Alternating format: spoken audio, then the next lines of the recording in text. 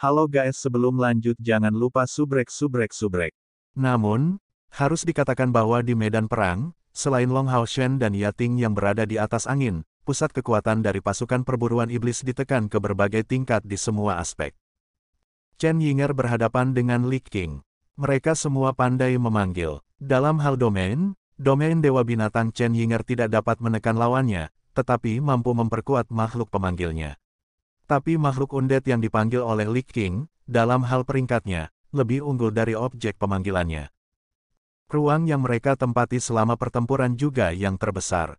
Di pihak Chen Yinger, melalui penguatan wilayah kekuasaannya, dia memanggil 36 binatang ajaib dari langkah ke-9 untuk menyerang Li Qing, sementara Li Qing tidak menunjukkan tanda-tanda melemah. Memanfaatkan keunggulan absolut dari Legiun Naga Bong, dia menekan jumlah Chen Yinger. Di sisi Chen Yinger, 6 bola kristal kelas epik oranye merah tak henti-hentinya berputar, berkilauan. Lebih dari 100 inti spiritual pada jubah suci spiritualnya bersinar lebih cemerlang, membantunya memulihkan energi spiritualnya. Dia harus menyelesaikan pemanggilan kelompok kedua sebelum Legiun Naga Tulang bisa mengalahkan pemanggilannya. Li Qing juga tidak tinggal diam, meluncurkan serangkaian mantra ofensif ke Chen Yinger. Semuanya diblokir oleh naga iblis yang telah diubah Megdul. Meskipun dia memiliki peralatan suci, jarak di antara mereka terlalu besar.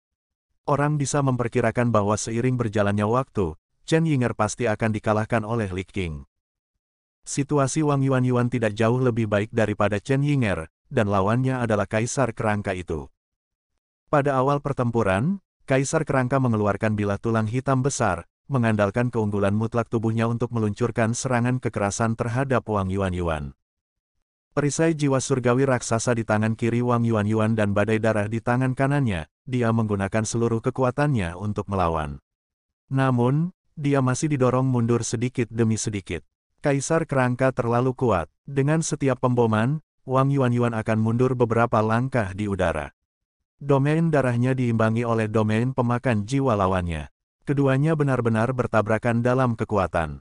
Jika bukan karena fakta bahwa perisai jiwa surgawi raksasa telah mencapai tingkat-tingkat yang tidak dapat mati setelah tertanam dalam kristal spasial, dan telah meluncurkan beberapa serangan kuat, Wang Yuanyuan mungkin tidak akan mampu menahannya. Meski begitu, dia masih harus sesekali menggunakan kompor spiritual gerbang tata ruang untuk mengubah posisinya sebelum dia bisa membuat Kaisar Kerangka bergerak. Dia tidak akan membiarkan dia lebih dekat dengan Hao Yue. Bang! Ledakan keras disertai dengan semburan petir ungu yang kuat, menerangi seluruh medan perang dengan rona ungu. Sambaran petir yang mengerikan itu meletus dari bola cahaya raksasa Simasian. Memegang bola cahaya raksasa di kedua tangannya, dia menekan bola logam besar itu ke dadanya. Melalui amplifikasi bola cahaya raksasa, kekuatan ofensif dari kompor spiritual yang memanipulasi guntur meningkat ke tingkat yang sangat menakutkan. 100 meter di depannya, Kaisar menjijikkan, yang tubuhnya ditutupi daging putih, menatap dadanya sendiri. Di tengah dadanya, ada luka bakar hitam yang berdiameter beberapa meter. Dia bahkan bisa melihat lebih dalam di dalam organnya. Mengaum, mengaum, mengaum. Kaisar menjijikkan memukul dadanya dengan tangan kirinya, sementara tangan kanannya bersentuhan dengan dadanya. Kait besi besar yang berkarat terlempar keluar, dan kilau merah menjulur dari rantai di belakang kait ke bagian paling depan rantai, untuk mengejar Simasian. Pukulannya di dadanya tidak sepenuhnya sia-sia. Dia dapat dengan jelas melihat bahwa sejumlah besar lemak kuning menjijikkan telah diperas dari lukanya, mengubur luka sepenuhnya dan menyembuhkannya dengan kecepatan yang mengkhawatirkan. Apa-apaan, itu terlalu tidak menguntungkan. Simasian saat ini sangat tertekan. Alasan mengapa dia pergi mencari Kaisar Lotsam adalah karena orang ini tampaknya cukup besar, jadi itu harus cukup baik untuk bertarung. Tapi siapa yang mengira dia akan menabrak pelat logam? Kekuatan pertahanan Kaisar Lotsam ini sangat menakutkan. Bola cahaya raksasa Simasian jatuh padanya beberapa kali. Efek penghancuran, dan ledakan 3 kali memiliki efek yang sangat terbatas pada tubuhnya. Bahkan jika dia dipukuli sampai babak belur, tubuhnya akan mampu memperbaiki dirinya sendiri dalam waktu yang sangat singkat. Simasian baru saja menggunakan kompor spiritual yang memanipulasi guntur, dan meskipun kerusakannya sedikit lebih besar, itu masih tidak cukup untuk menimbulkan kerusakan berat pada Kaisar yang menjijikkan. Apa yang membuat Simasian paling jijik adalah kait besar Kaisar Lotsam. Pikir kaisar dalam ukuran besar, dia sangat gesit dalam mengendalikan kait logam. Khusus untuk cahaya merah pada kait logam, sekali disentuh, itu akan langsung menghasilkan efek seperti bola cahaya energi. Bahkan jika seseorang ingin lari, itu akan sulit. Jika bukan karena peralatan Simasian memiliki beberapa efek khusus, dia akan menderita kerugian besar sejak lama. Melihat kait besi mengayun ke arahnya sekali lagi, Simasian mendengus marah, menghadap ke langit dengan ekspresi gagah berani di wajahnya. Bola cahaya raksasa di tangannya menyapu secara horizontal, langsung bertabrakan dengannya. Dia juga sangat marah. Kedua senjata jarak jauh itu bentrok di udara, menciptakan percikan api yang tak terhitung jumlahnya. Baik dalam ukuran atau berat, bola cahaya raksasa tidak memiliki keuntungan sedikitpun. Namun, itu sudah mencapai tingkat epik. Kekuatan yang melekat padanya tidak ada bandingannya dengan kekejian kail kaisar yang menjijikkan. Satu demi satu, ledakan terdengar, dan pada akhirnya, kait logam masih terlempar ke samping. Simasian mengepakkan sayap di punggungnya, terbang lebih tinggi saat dia menatap tajam ke arah kaisar yang menjijikkan, hanya saja dia lebih tua dariku. Apakah senjatanya besar? Lalu aku akan bersaing denganmu dan melihat siapa yang lebih besar. Saat dia berkata begitu, Simasian melemparkan bola cahaya raksasa di tangannya ke atas. Kilauan emas aneh bersinar dari inti bola cahaya raksasa. Cahaya keemasan semacam ini benar-benar berkedip dengan warna pelangi yang samar. Abadi, bola cahaya raksasa benar-benar telah naik ke level peralatan abadi. Pada saat yang sama, tubuh Simasian sendiri bersinar. Dengan goyangan tubuhnya langsung membengkak, dan dalam sekejap mata, dia mencapai ketinggian 100 meter, hampir pada tingkat yang sama dengan kaisar yang menjijikkan. Hal yang paling menakutkan adalah ukuran bola cahaya raksasa miliknya juga meningkat dengan cepat. Diameternya sepertinya sekitar 50 meter. Kaisar menjijikkan memandang Simasian, melihat kail di tangannya, dan tidak bisa menahan diri untuk tidak menatap kosong. Merasakan bahaya, sepasang mata kecil melintas dengan ganas, dan kabut hijau gelap keluar dari tubuhnya, dengan cepat menutupi Simasian. Ini adalah domain Blight yang unik untuknya, dan yang terbaik dalam pertempuran kelompok. Para ahli dari atribut apapun akan terkikis oleh wabah ini. Semakin lama berlangsung, semakin kuat erosinya. Mata Simasian berbinar, tetapi dia tidak menghindari domain wabah. Mengambil langkah ke depan, dia menutupi kepalanya dengan bola cahaya raksasa, dan mengarahkannya ke kaisar yang menjijikkan. Di pusat transaksi pasukan perburuan setan, Long Haoshen membeli 2 pil berharga, pil yang dapat membantu pembangkit tenaga listrik dari langkah ke-9 memadatkan domain mereka. Satu diberikan kepada Simasian, dan yang lainnya kepada Lin Xin. Lin Xin telah menyelesaikan domain Sein Sun-nya, dan dengan bantuan bunga putih kecilnya, senjata Simasian tidak hanya meningkat kualitasnya, tetapi juga mendapatkan domainnya sendiri. Berbicara secara akurat, itu adalah senjata domain, seperti Long Yating. Dia terlalu menyukai bola cahaya raksasa, dan karena itu, domainnya sepenuhnya sesuai dengan pikirannya sendiri saat berkembang. Tubuhnya berkembang pesat, meningkatkan kekuatan dan pertahanannya, serta kekuatan bola cahaya raksasa. Pendeta botak Simasian hanya mengambil bentuk senjata humanoid yang tidak menyenangkan. Ada kekurangan juga, yang mencegah serangan jarak jauh. Tidak dapat menggunakan keterampilan apapun, tingkat konsumsi energi spiritual sangat tinggi. Kedua raksasa itu dengan berani bentrok di sana, terlibat dalam pertempuran fisik yang paling sederhana dan paling langsung. Itu adalah bentrokan daging dan daging. Dari waktu ke waktu, dia bahkan bisa melihat lemak kaisar menjijikkan berceceran. Di seluruh medan perang, pertempuran ini bisa dianggap luar biasa. Di sisi mereka, tubuh mereka bertabrakan, dan di sisi lain, antara Lin Xin dan Kaisar Laba-Laba Setan Bawah Tanah, ada pertempuran antara sihir dan mereka. Kutukan Sein Sun tergantung tinggi di atas kepalanya, dan 2 peralatan abadi Lin Xin bersinar cemerlang. Api abadi naga terus mengarah ke depan, dan pada kutukan matahari suci, api biru tirani terus-menerus dipancarkan, ditujukan pada Kaisar Laba-Laba Setan Bawah Tanah. Setelah mempelajari kutukan Sein Sun, Lin Xin seperti harimau bersayap baginya. Secara khusus, domain yang dia kuasai didasarkan pada kutukan Sein Sun, meningkatkan seni absolut ini ke tingkat yang belum pernah terjadi sebelumnya. Budidaya Kaisar Laba-Laba Setan Bawah Tanah juga telah melampaui 300.000 energi spiritual, dan mantra racun mayat hidup yang kuat sangat kuat. Tapi sayangnya, api memiliki tingkat pengendalian tertentu terhadap undead, dan api kudus nyaman brilian api kudus juga memiliki efek cahaya. Kedua belah pihak sebenarnya berimbang. Dan lebih jauh lagi, Lin Xin tampaknya memiliki keuntungan. Di dunia hitam dan merah ini, kecepatan pemulihan Lin Xin sangat cepat.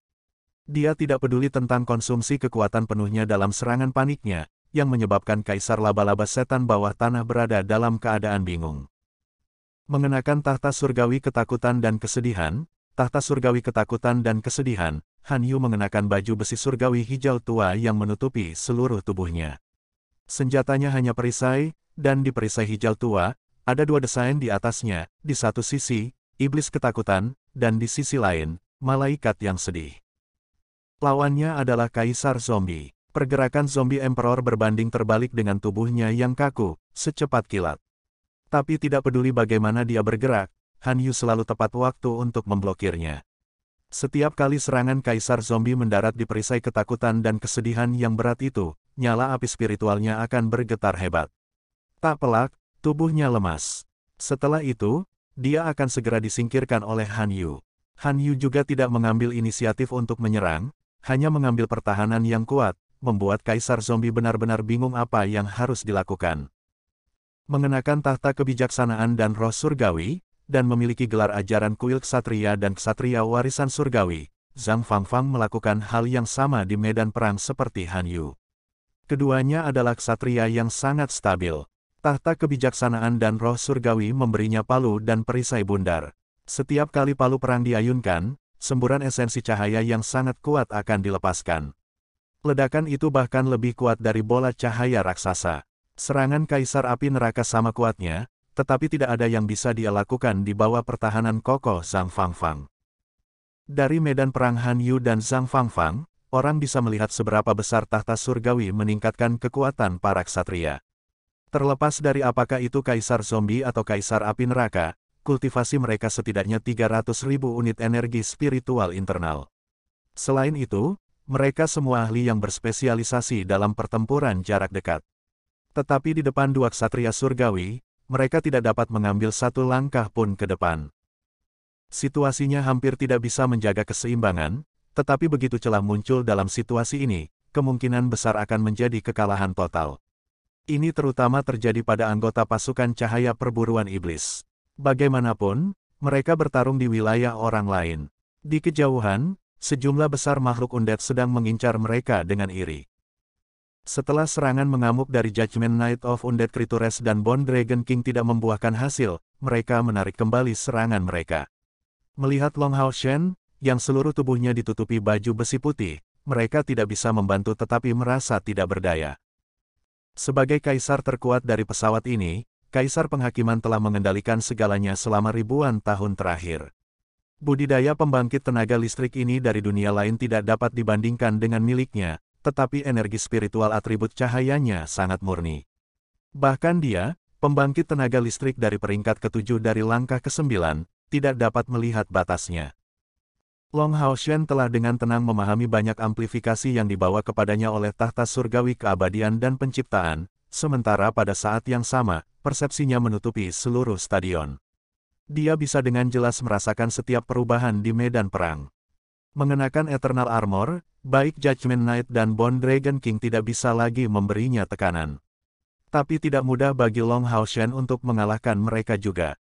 Basis kultivasi kedua tiran ini mendekati 1 juta unit energi spiritual, dan kekuatan mereka sangat hebat. Selain itu, mereka seharusnya tidak melakukan yang terbaik. Tujuan Long Hao Shen hanya untuk menjaga evolusi Hao Yue tetap utuh, bukan untuk mempertaruhkan nyawanya melawan kaisar-kaisar ini. Oleh karena itu, mempertahankan kekuatan sendiri dan membiarkan momen kritis pecah adalah pilihan terbaik. Dia juga memiliki keterampilan unik yang belum digunakan, dan ini bukan waktunya untuk menggunakannya.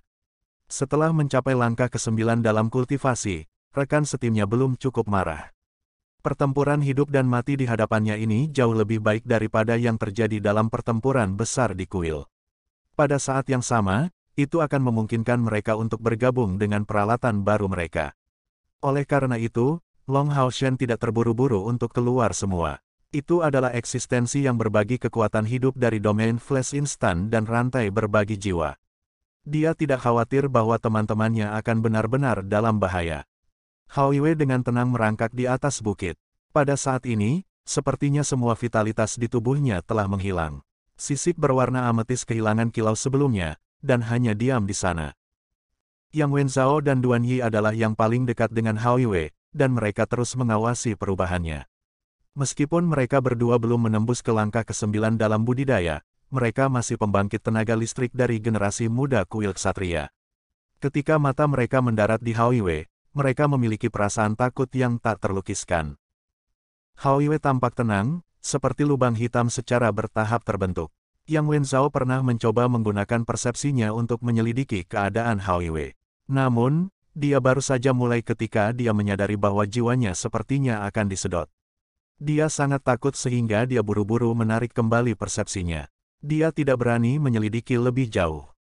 Tanpa suara dan gerakan Hao Yue menyebabkan Yang Wenzhao dan Duan Yi memikul tanggung jawab yang berat. Tidak ada yang tahu berapa lama pertempuran ini akan berlangsung. Sebelum Hao Yue menyelesaikan evolusinya, pertempuran akan berlanjut. Pada saat yang sama, mereka berdua sangat malu.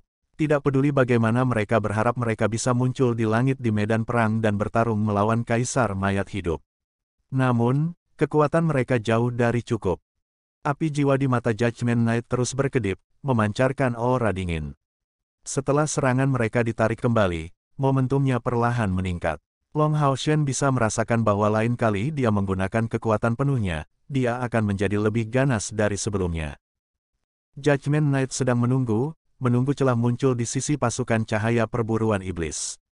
Selama salah satu dari mereka dilanggar, mereka akan memiliki keuntungan dalam semua aspek. Meskipun Long Haoshen mengandalkan peralatan supra-ilahi untuk memblokirnya, Judgment Knight memiliki keyakinan penuh pada kekuatannya sendiri. Itu adalah momen penting. Bahkan jika dia tidak bisa mengalahkan Long Haoshen, dia masih bisa menahan lawannya. Di antara pembangkit tenaga listrik ini dari dunia lain, satu-satunya yang dia rasakan adalah ancaman nyata adalah Long Haoshen. Ternyata seperti yang diharapkan oleh Judgment Knight bahwa cacat muncul. Itu adalah Wang Yuan. Serangan Kaisar Kerangka sangat ganas, dan tubuhnya yang besar tidak mempengaruhi gerakannya sedikitpun. Bilah tulang hitam terus menghasilkan sambaran petir hitam di udara, menyerang Wang Yuan. Wang Yuan sendiri juga pandai menyerang, bukan bertahan. Karena itu, dia melepaskan domain darahnya pada saat yang sama. Dia hanya bisa melawan. Retakan, bilah tulang hitam menjadi sambaran petir hitam di udara, sangat memotong Wang Yuan. Wang Yuan tidak berani menggunakan badai darah yang relatif lemah untuk melawan. Perisai jiwa surgawi raksasa di tangan kirinya tersapu dan langsung berbenturan dengan bilah tulang hitam. Dengan 7 kristal spasial yang tertanam di dalamnya, perisai jiwa surgawi raksasa sudah mampu menampilkan kekuatan penuhnya.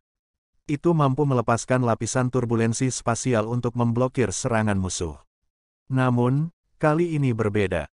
Serangan Kaisar Kerangka jelas telah direncanakan. Saat bilah tulang hitamnya dikeluarkan oleh jiwa surgawi raksasa.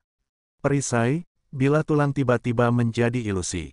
Itu melintas 3 kali dengan kecepatan yang sulit dilihat dengan mata telanjang, dan sekali lagi dengan ganas menginjak perisai jiwa surgawi raksasa dengan 3 bilah. Dengan erangan pengap, Wang Yuan tidak bisa lagi menahan kekuatan mengerikan dari serangan ini. Seluruh tubuhnya dipotong di udara, jatuh ke tanah. Kaisar Kerangka tidak menyayangkannya, dan dengan kilatan petir, dia mengejar Wang Yuan di udara. Lapisan tebal warna hitam langsung naik dari kakinya, sebelum benar-benar berkonsentrasi pada bilah tulang. Pada saat ini, warna tulang aslinya yang gelap tampak sedikit memudar. Hanya bilah tulang yang memancarkan warna jurang. Pada saat ini, lengan kiri Wang Yuan sangat kesakitan, dan energi vital serta darahnya melonjak di dalam dirinya. Jelas, Kaisar Kerangka telah menunggu kesempatan ini untuk waktu yang sangat lama. Pada saat yang sama dengan menyimpan kekuatannya pada bilah tulang, domainnya sepenuhnya diaktifkan, dan dia tidak ragu untuk menggunakan sejumlah besar energi spiritual untuk mengunci Wang Yuan, membuat waktu pembukaan kompor ruang spiritualnya lamban. Dengan cara ini, Wang Yuan tidak punya pilihan lain selain memblokir serangan secara langsung. Wang Yuan mengatupkan giginya, hatinya dipenuhi dengan keengganan. Dia tahu bahwa apapun yang terjadi, dia tidak akan bisa memblokir serangan ini. Meskipun Long Hao Shen pasti akan menyelamatkannya, dia tidak akan puas jika celah muncul di jalannya. Bilah tulang hitam pekat diam-diam menyapu udara seperti hantu, dan tepat pada saat itu, sosok emas tiba-tiba muncul di depan Wang Yuanyuan tanpa peringatan apapun. Aura cahaya yang kuat langsung meletus. 12 sambaran petir dengan kejam membombardir bilah tulang hitam itu. Bang! Di tangan sosok emas itu ada perisai emas besar dari tingkat legendaris. Setelah dibombardir oleh 12 sambaran petir emas, itu memblokir bilah tulang yang jatuh. Cahaya keemasan yang intens melintas di sekelilingnya, dan bilah tulangnya terlempar ke samping. Namun, perisai raksasa di tangan sosok emas itu menjadi berkeping-keping. Sepotong peralatan legendaris rusak begitu saja. Sosok emas ini adalah avatar kompor kehidupan spiritual kedua Zhang Fangfang.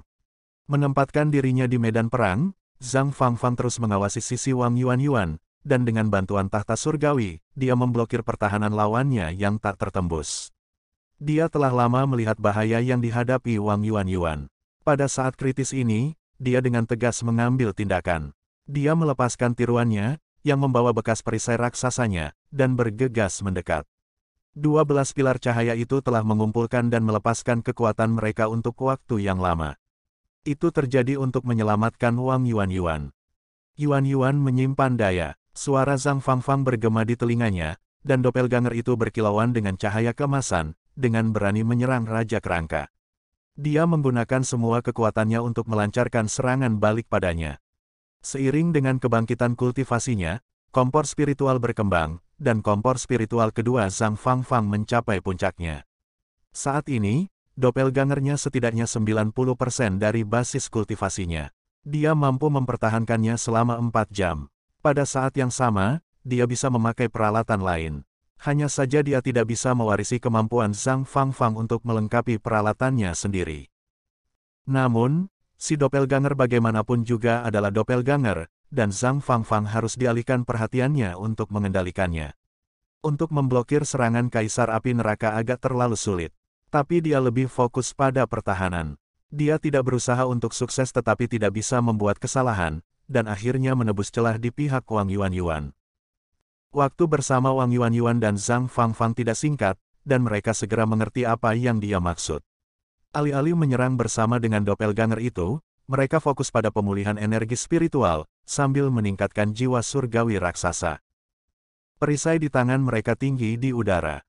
Cahaya putih keperakan mulai menyebar dari kaki Wang Yuanyuan, perlahan naik, dan menyalakan lapisan api putih perak di sekujur tubuhnya. Yang lebih aneh lagi adalah matanya benar-benar berwarna merah darah, dan berkilauan dengan cahaya berdarah, seperti 2 batu rubi. Dengan lingkaran putih keperakan yang mengelilinginya, dia terlihat lebih ganas. Wang Yuanyuan memiliki julukan, Dewi Perang Berdarah, bagaimana ini bisa disebut tidak berguna? Setelah menderita kerugian besar di tangan Kaisar Kerangka, semangat juang pantang menyerah di hatinya tersulut. Energi spiritual spasial putih keperakan menjadi semakin kuat, dan Wang Yuanyuan tiba-tiba menjerit, di depan matanya langsung meledak, berubah menjadi 2 sinar cahaya berdarah yang membubung ke langit. Di langit, pintu cahaya perak terbuka di bawah iluminasi cahaya darah. Segera, puluhan ribu sinar cahaya perak keluar dari tubuh Wang Yuanyuan. Fluktuasi spasial yang intens menyebabkan segala sesuatu di sekitar Wang Yuanyuan terlihat terdistorsi, dan hanya 2 lampu berwarna darah yang menyebar ketika mereka bersentuhan dengan gerbang luar angkasa perak, berubah menjadi penghalang berwarna darah yang jatuh dari langit. Wang Yuanyuan tiba-tiba menghentakkan kaki kanannya ke tanah, mengeluarkan teriakan yang lebih intens. Perisai jiwa surgawi raksasa di tangan kirinya terangkat, dan lapisan tipis pola berurat berwarna darah menutupi perisai besar itu.